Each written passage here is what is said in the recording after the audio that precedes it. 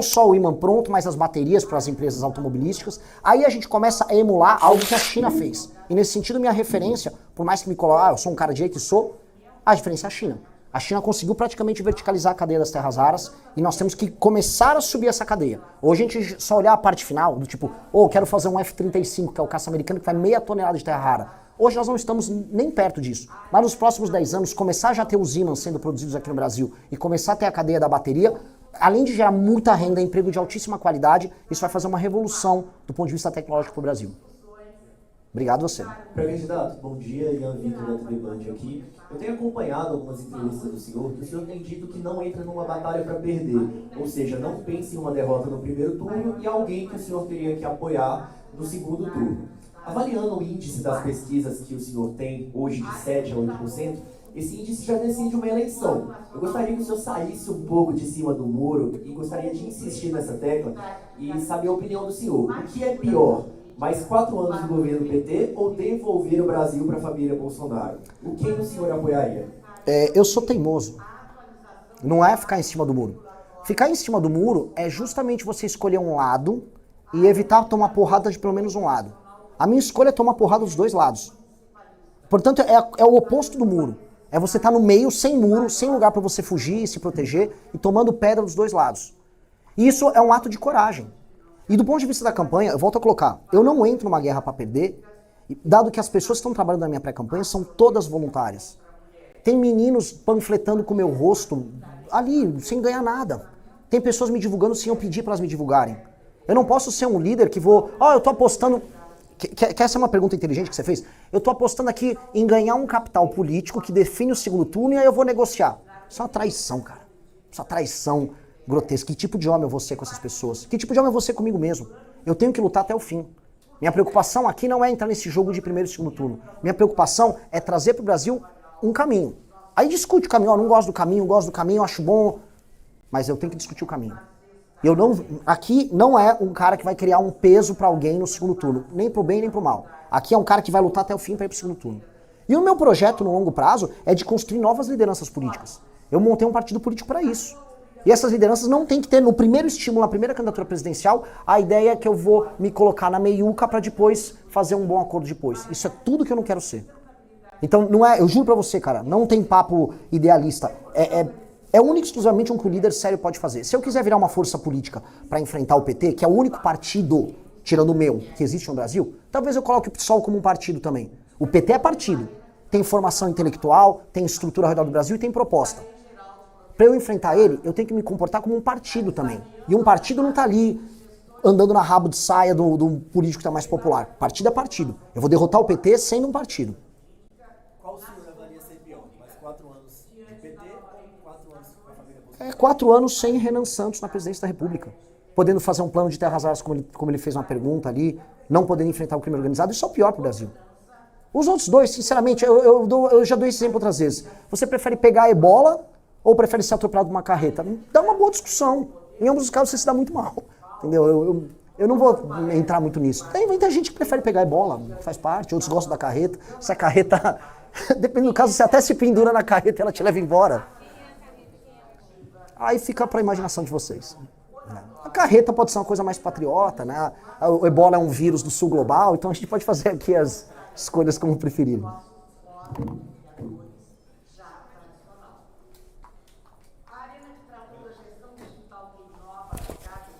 Agora não dá, tá com... Pré-candidato, bom dia, na ajuda da CNN. Eu queria saber o que o senhor acha da dosimetria, se o senhor foi eleito, vai levar à frente, vai conceder anistia ao presidente Jair Bolsonaro, como que o senhor está nessa questão? Minha questão é muito simples, eu fui a favor da dosimetria. Ainda que, veja, eu considero que aquelas pessoas são titulares de direitos e deveres. Aquelas pessoas cometeram crimes. O Bolsonaro também cometeu crime. A questão toda é a forma como foram julgados, a questão formal é uma questão exótica.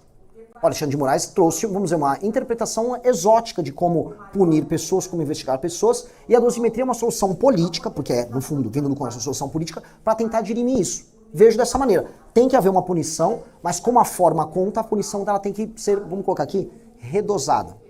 Não é a prioridade o senhor Jair Bolsonaro, a soltura dele, num governo meu. prioridade minha é prender outras pessoas ligadas ao crime organizado. Dito isso, fazer justiça, o projeto de dosimetria, sendo isso um foco do Congresso, não terá não me terá como inimigo nesse caso, de maneira alguma. Anistia pura e simples? É que aí está aberto uma possibilidade de todo mundo fazer o que quiser quando perder a eleição, né? Então se eu perder a eleição presidencial, vou para frente de um quartel, vou montar planos exóticos, eu não posso fazer isso. Sabe por quê? Porque, veja, quando a Dilma caiu, participei do impeachment da Dilma, organizaram manifestações aqui em Brasília, invadindo prédios públicos, depredando tudo, MST, e eu pedi prisão de todo mundo, com razão. Agora, quando o pessoal de verde e amarelo fez, eu também tenho que pedir prisão. As pessoas que cometem crimes e organizam crimes dessa natureza, crime de natureza política, têm que ser punidas. O que eu me ressinto deviam ter punido a galera dos movimentos sociais que saíram invadindo e queimando o prédio, aí a época, acho que se não me engano, em 2016 ou 2017. Assim como esses atuais têm que ser punidos. Senão a gente fica criando, novamente, é o direito penal do amigo, né, que é o oposto do que eu quero. Ah, se é meu amigo, ele não tem direito penal. Aí é complicado.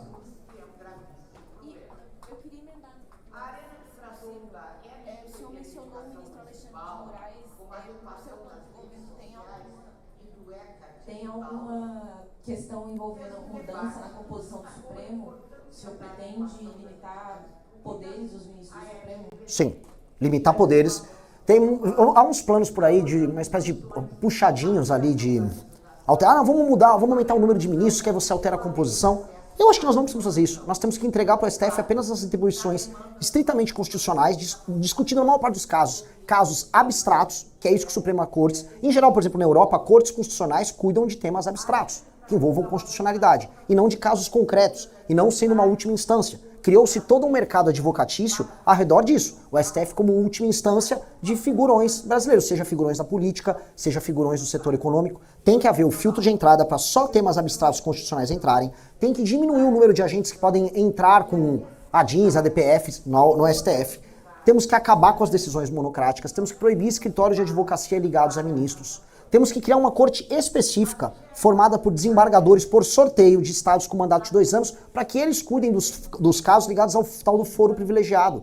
Então, se um deputado da Bahia precisa ser julgado por um caso acontecido durante o mandato dele, que então essa corte que é formada o julgue, sem nenhum tipo de mídia, e que não seja um desembargador oriundo do estado dele, que é da Bahia.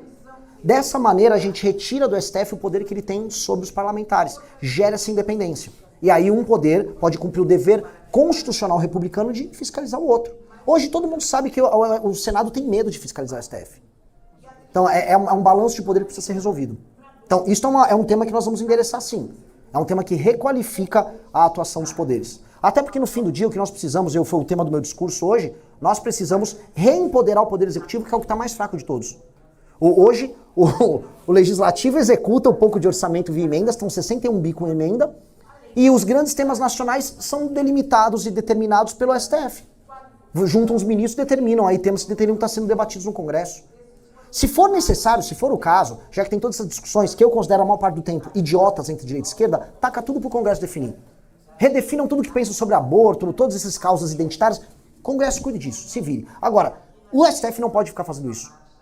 O STF não pode. E aí, grandes temas nacionais, que vão de demarcações de terras, temas fundiários, temas que envolvam, vamos dizer, o funcionamento de uma legislação nossa, que agora é o novo licenciamento ambiental, não pode ficar passando no STF como uma nova instância.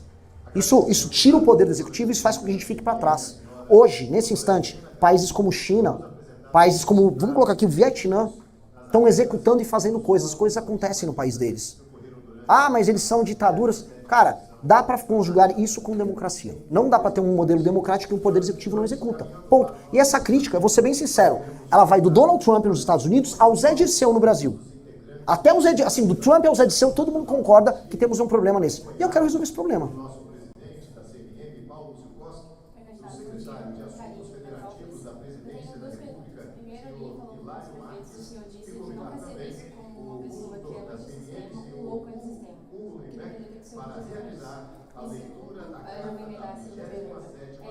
Eu queria saber se tem alguma proposta de alternativa à escala 6x1, que o senhor já fez algumas críticas e chamou agora de uma medida eleitoreira por parte do PT. Eu queria entender se o senhor tem alguma proposta que possa ser uma alternativa alternativa como outros pré-candidatos já têm? Obrigada. Começando pelo final, flexibilização das leis trabalhistas com limites, naturalmente, de tempo de trabalho ao longo da semana.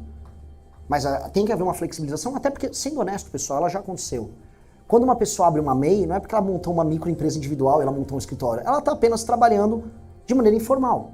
É por isso que as pessoas criaram as MEIs. Então, há uma reforma trabalhista silenciosa que já aconteceu no Brasil.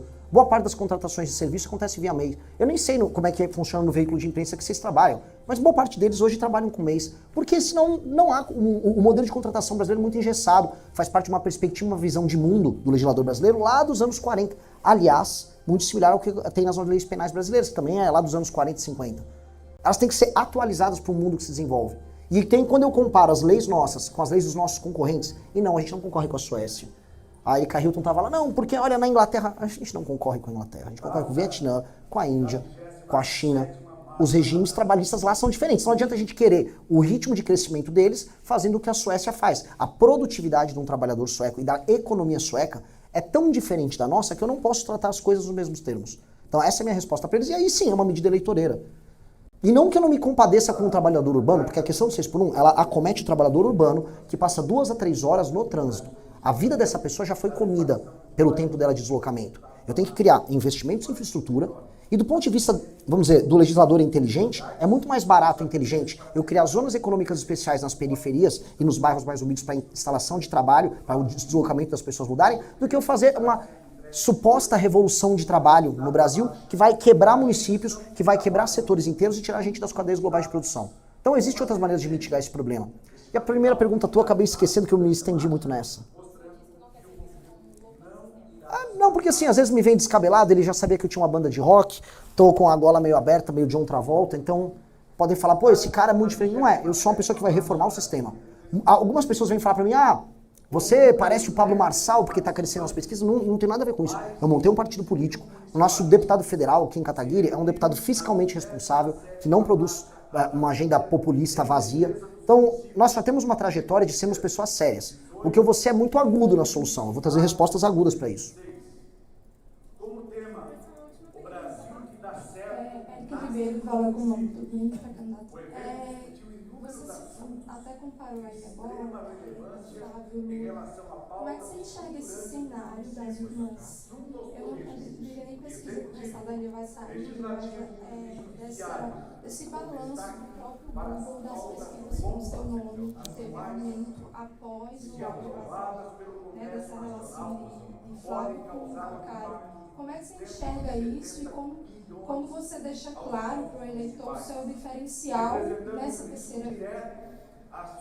Eu vou falar uma coisa, eu tive um pico essas 2 últimas semanas de pesquisa no Google Trends, mas eu tive pico também de ganho de seguidores, de engajamento nas minhas redes sociais. Há um processo. Agora, quando eu acompanho desde o início da minha pré-campanha, ela está acompanhando uma curva. Ela não está alterando a dinâmica da curva. É uma curva, vamos dizer, com um desenho meio exponencial mesmo. Isso se dá porque o tipo de trabalho que a gente está fazendo não é um trabalho de apenas me colocar como candidato aguardando a queda do Flávio. Quem está usando essa estratégia, estou falando com todo respeito, é o Caiado e o Zema. Eles não fazem críticas contundentes ao Flávio. Então eles estão aguardando e talvez eles vão ter os picos deles, trazendo para eles um eleitor que era Bolsonaro e que para eles vai cair naturalmente. O que eu faço é diferente. Eu digo, eu sou diferente, não tenho nada a ver com a família Bolsonaro. Se você olhar do ponto de vista da ciência política, eu estou à direita, tenho este sistema de valores aqui, portanto eu converto o eleitor. A relação minha com o eleitor é uma relação de conversão, tanto com eles quanto o próprio eleitor do Lula no Nordeste. Eu apareci com 6% em pesquisa Atlas no Maranhão, e um dos maiores eventos que eu fiz foi em São Luís do Maranhão, foi no estado como um todo. E por quê? Porque as pessoas jovens em estados do Nordeste, que são tradicionalmente lulistas, também estão cansadas do modelo lulista. O PT não traz resposta para a segurança pública, esse jovem também no Nordeste não está vendo resposta alguma, por exemplo, em como ele poder comprar um celular, em ter uma vida econômica viável. As cidades que eles vivem são cidades que, do ponto de vista econômico, não existem. São cidades que o cara tem que viver de um assistencialismo, depender do emprego numa prefeitura. E nós estamos trazendo resposta para essas pessoas. Então eu consigo invadir, e a pesquisa Nexus mostrou isso. Eu invado o eleitor do Lula e eu invado o eleitor do Flávio. Por quê? Porque eu tenho uma outra proposta. Não é terceira via, não é estou aqui pela democracia, aquele negócio meio Simone Tebet que você dorme. É uma outra agenda. E essa agenda é uma agenda que conquista corações. Então, o que eu quero dizer, para não parecer que eu estou te dando uma resposta longa, ia crescer de qualquer forma. Talvez tenha uma pequena aceleração aqui, mas ela beneficia mais os meus concorrentes diretos. Eu vou ser até bem sincero. Isso aqui, que aconteceu do Flávio, beneficiou na prática mais o Zema e o Caiado. E o Lula também, claro. Eu menos. O meu crescimento ia acontecer independente disso, porque o meu é por conversão. Eu que te agradeço. Nossa, fiz uma coletiva, foi legal. Obrigado. Obrigado, Fábio. Pessoal, nem vi feedback de vocês, espero ter ido bem. Foi bem? Porra, deu aulas. E acho que vocês devem ter curtido, então. E antes tinha um outro pré-candidato lá que colocou a galera pra dormir, então você ainda teve que acordar o povo. Mas deu bom. Valeu, galera. Deixa eu fazer o... Pessoal, deixa eu virar aqui. Se inscrevam no canal do...